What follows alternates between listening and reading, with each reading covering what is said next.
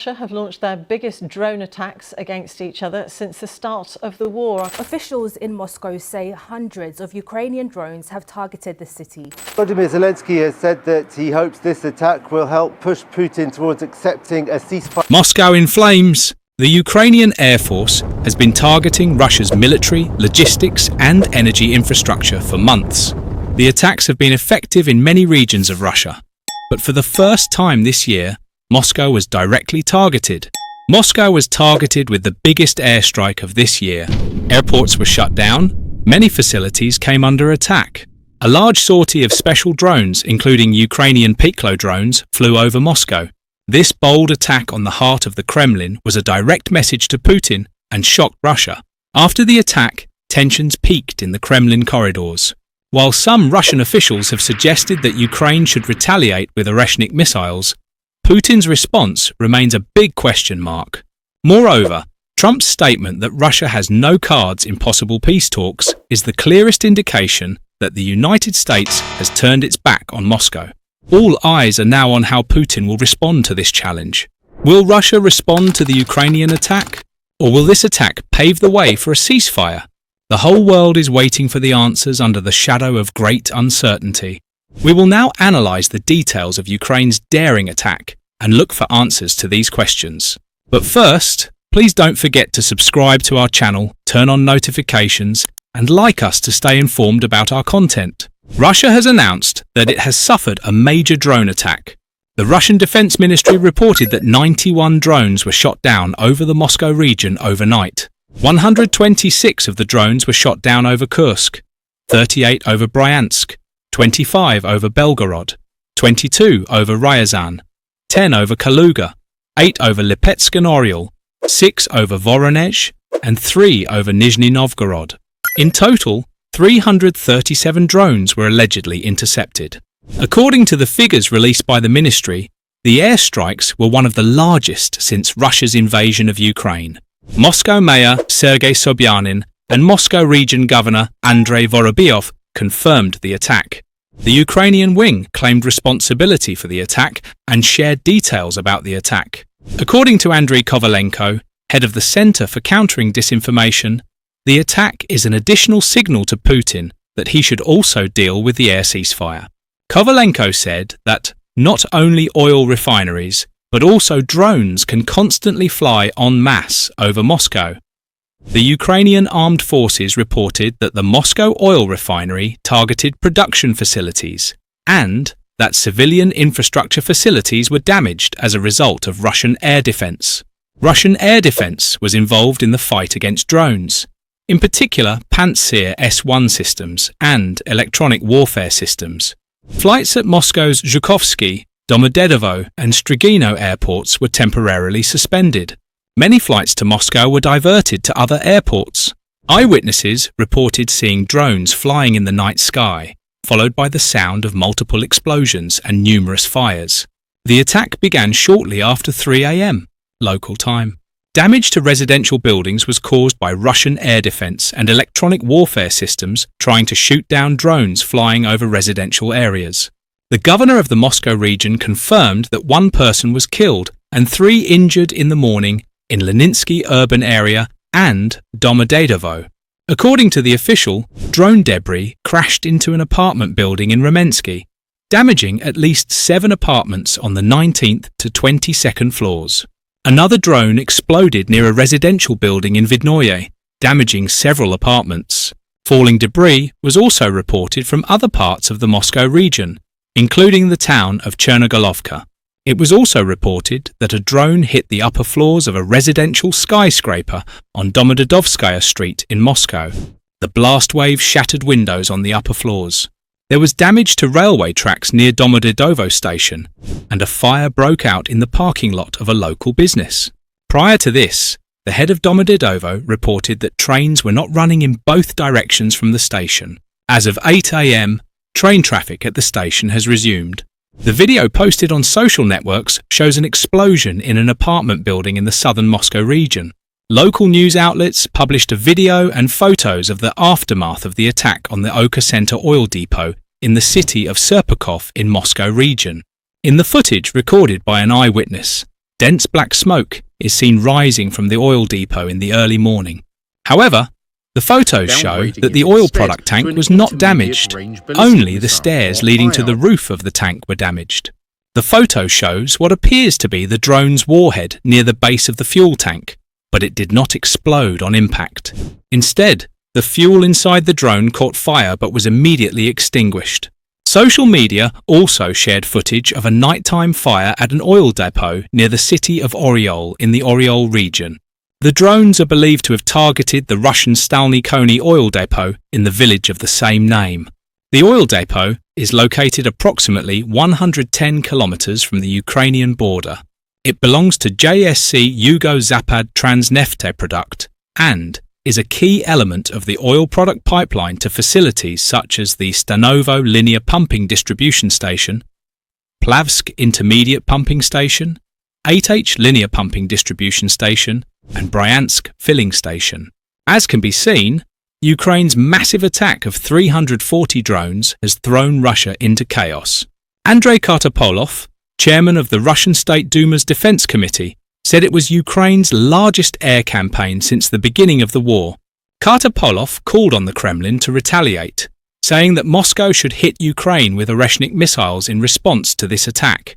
So what do we know about the Peklo special drone that played a role in Ukraine's massive attack that shook Moscow? How could this deadly technology become a nightmare for Russia? In early December, Ukraine started buying missiles of its own development. President Volodymyr Zelensky announced the delivery of the first batch of Peklo missile drones to the Ukrainian armed forces. The characteristics of these new drones were quite dazzling.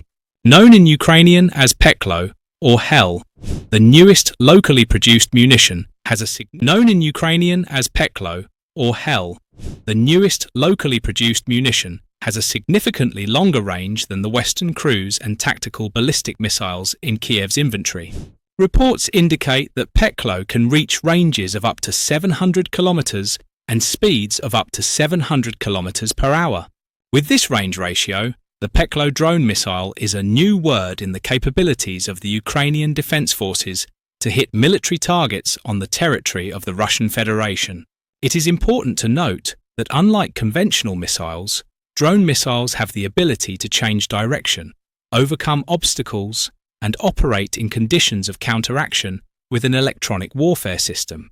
With these capabilities, Peklo, which has autonomous driving, puts about 20 airfields of the tactical aviation of the Russian aerospace forces on alert, because Peklo is capable of reaching all these Russian airports. Important airfields such as Milarovo, Savoslayka and Engels appear to be within the range of Peklo's destruction zone. Engels and Savoslayka airfields are also bases for the strategic bombers of the Russian Federation and are also within Peklo's range. There is another very interesting detail about Peklo. The mounting structures in the upper part of the body of the UAV missile indicate that the missile can be launched not from the ground, but from air carriers, i.e., fighter jets. This increases the tactical and technical characteristics of Peklo and its ability to hit targets in the deep regions of the Russian Federation. Although the exact specifications of the Peklo missile have not yet been revealed, official photos provide some clues to its characteristics. As for the dimensions, the approximate length and wingspan of the Peklo is estimated at about 2 meters. Due to the compact size of the missile, the weight of the warhead is unlikely to exceed 50 kilograms. This estimate is comparable to conceptually similar systems such as Anduril's Barracuda. While it is technically possible to increase the warhead weight, it would reduce the missile's range proportionally. Peklo's propulsion system is a compact turbojet engine, but its specific model has not yet been defined. For such airborne systems, thrust levels of 400 to 600 newtons, achievable with engines weighing between 4 and 8 kilograms, may be sufficient. The maximum thrust can reach 1,500 newtons, supported by engines weighing around 17 kilograms. Closer, more detailed photographs reveal even more intriguing details. For example, it is clear that the Peklo missile's hull is built using aviation production technologies involving metal and rivets. This reliable and well-established solution allows hulls to be produced on an industrial scale. The hull consists of only a few large sections, which simplifies the installation of components and assemblies. As already mentioned, the motor is mounted externally. This design choice is likely to increase ease of installation, save internal space inside the hull, and eliminate the need for air intakes. In addition, officials say that these missiles, called Peklo, are cost-effective and can compete with some Russian cruise missiles in terms of performance. The Peklo unmanned aerial vehicle missile is known to cost about $1 million. Ukraine manages to deliver powerful blows to Russia at low cost. But can these successes bring peace to Ukraine? Negotiations to end Russia's war in Ukraine may not create a new global security body, but they could shape the future of international cooperation, and the world is ready to be reorganized. United States President Donald Trump has fired a wrecking ball at the institutions and partnerships at the heart of the United States-led international system, with his tariff threats bringing turmoil to the global economy. His spat with Ukrainian President Volodymyr Zelensky in the Oval Office in late February dashed all expectations that the United States would continue to be a reliable partner for its traditional allies and friends. Beyond the United States, European countries want more control over their own security, and many other countries are striving for effective forms of multilateralism that are not led by the West. Responding to all these pressures with a comprehensive agreement in Ukraine is probably impossible. The positions of Kiev and Moscow are too sharply opposed, and the rest of the world too fragmented. An agreement could easily collapse. The history books are full of failed peace attempts, including those of 1938 and 1939, which failed to prevent the outbreak of World War II. But outside of a grand plan, a practical peace process that brings together both great powers and frontline states is possible in Ukraine. Past settlements offer guidance. Even a partial settlement can be effective if it halts the conflict. Ceasefires have proved lasting in other frozen conflicts, including those negotiated in Korea in the 1950s and Cyprus in the 1970s. A territorial arrangement does not have to be permanent. Finland ceded territory to the Soviet Union in the 1940s, but managed to get small pieces back decades later. A settlement in Ukraine should not undermine the credibility of the Russian or Ukrainian governments by sowing the seeds of World War II, as the post-World War I settlements did to the German government, and it must offer Ukraine security guarantees backed by real power, unlike the weak promises offered to Eastern European states in the interwar years. The result will not be a perfect deal, but if all of these conditions are met, an agreement in Ukraine today can keep the peace until conditions are more favourable for a lasting settlement. It could even provide a template for effective multilateral cooperation in this turbulent new world. There are reasons to want to turn the agreement ending Russia's war in Ukraine into a grand bargain. The conflict is linked to hostilities elsewhere, with Iran and North Korea supplying arms to Russia and North Korea supplying troops. A comprehensive solution could provide a framework for resolving conflicts in Africa, Asia, and the Middle East by establishing a whole new security mechanism to address the destabilizing effects of weaponized finance, trade wars, and fractured diplomacy. The model would be negotiations to end World Wars I and II. These solutions were comprehensive, evoked bold visions of world peace, and included territorial agreements, population movements, security clauses, and financial reparations, both aimed at eliminating the root causes of the conflicts they ended 1919 by promoting democratization to reduce militarism, and 1945 by demanding the unconditional surrender of defeated Germany and Japan to end the aggression of these particular countries. In both cases, the negotiating parties largely agreed on the cause of the war and how it could be eliminated, and could impose their views on the defeated. But this is not the case in Ukraine, making a grand bargain impossible today. The parties disagree on what caused the war, and no amount of mediation or external pressure can reconcile their positions.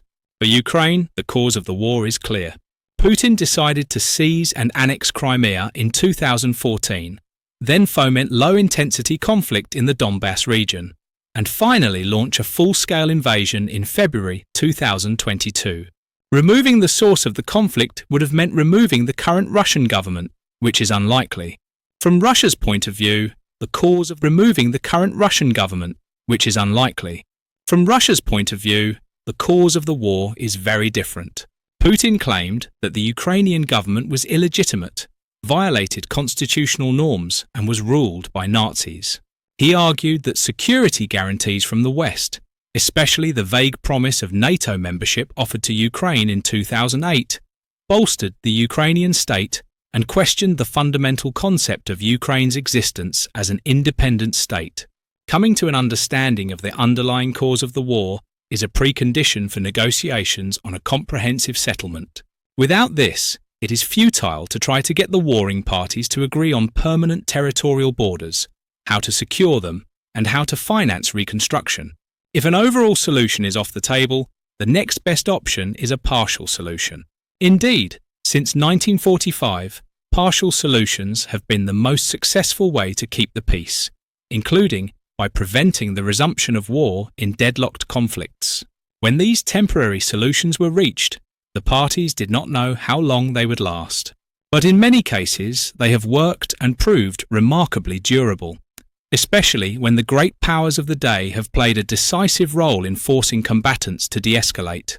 Verbal guarantees cannot support ceasefire agreements, but if a guarantee includes sufficient military presence to deter violations, it can sustain even a temporary solution that avoids recognizing a permanent territorial division or concession. To prevent the return of war in eastern Ukraine, the ceasefire line must be protected by a similarly effective show of military force. Capable countries should deploy sufficient troops and equipment to ensure a massive response if Russia or Ukraine violates the ceasefire. Without a substantial and enforceable security guarantee, the ceasefire will only serve as an invitation for Putin to plan Russia's next invasion of Ukraine and perhaps other countries.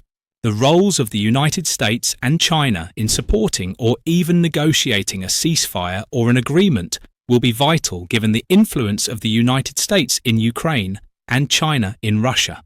They could also provide peacekeeping troops, but this is not strictly necessary if other countries do so.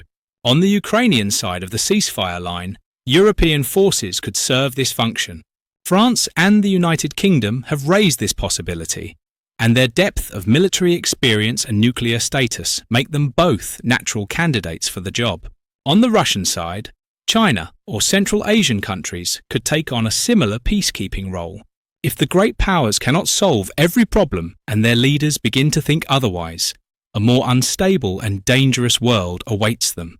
In 1807, Napoleon met Russian Tsar Alexander on a raft on the Niemen River in Prussia, and the two men ended a war that involved most of Europe by dividing the continent between them. It was inevitable that they would fight and the war would start again. The Napoleonic Wars lasted almost a decade. Inclusive diplomacy is a much preferable approach to resolving today's conflict. Many European and Asian leaders have spoken of the need for new multilateralism, and now they have the opportunity to put their words into practice.